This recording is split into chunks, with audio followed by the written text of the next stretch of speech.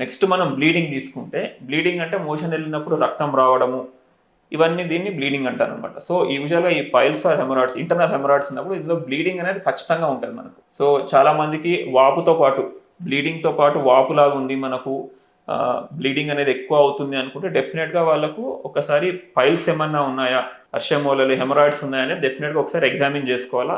యూజువల్గా చాలా మంది మనకు అనీమియాతో ప్రజెంట్ అవుతారు, అంటే రక్తం చాలా తక్కువ, వాళ్ళకు ఎక్కువ పని చేసినా అలసిపోతుంటారు, ఎక్కువ పని చేయలేరు, చాలా వీక్నెస్ ఉంటుంది, హెయిర్ ఫాల్ ఉంటుంది, ఇవన్నీ కాన్సన్ట్రేషన్ ఏకాగ్రత ఉండదు, ఇవన్నీ మనకు యూజువల్గా అనీమియాతో వస్తుంది.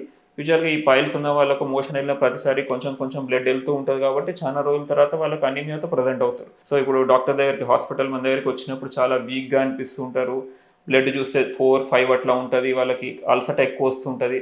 వాళ్ళ హిస్టరీ కనుక తీసుకుంటే చెప్తారు, ఇట్లా మోషన్ వెళ్ళేటప్పుడు నాకు బ్లడ్ వస్తూ ఉంటుంది, కింద వాపులాగా ఉంటుంది అంటే మనం క్లియర్గా అది పైల్స్ ఉండే ఇండికేషన్ చాలా వరకు మనకు పైల్స్ అని చెప్తాం. సో నెక్స్ట్ మనం ఈ బ్లీడింగ్ కనుక తీసుకుంటే ఫిజర్లో బ్లీడింగ్ అనేది కొంచెం ఉంటుంది, so like mild to moderate అనమాట మెయిన్ మనకు. అదే ఫిస్టులాలో కనుక తీసుకుంటే డిశ్చార్జ్, ఇందులో కూడా చాలా తక్కువ ఉంటుంది, ఆల్మోస్ట్ నిల్, కొంచెమే ఉండొచ్చు, మినిమల్.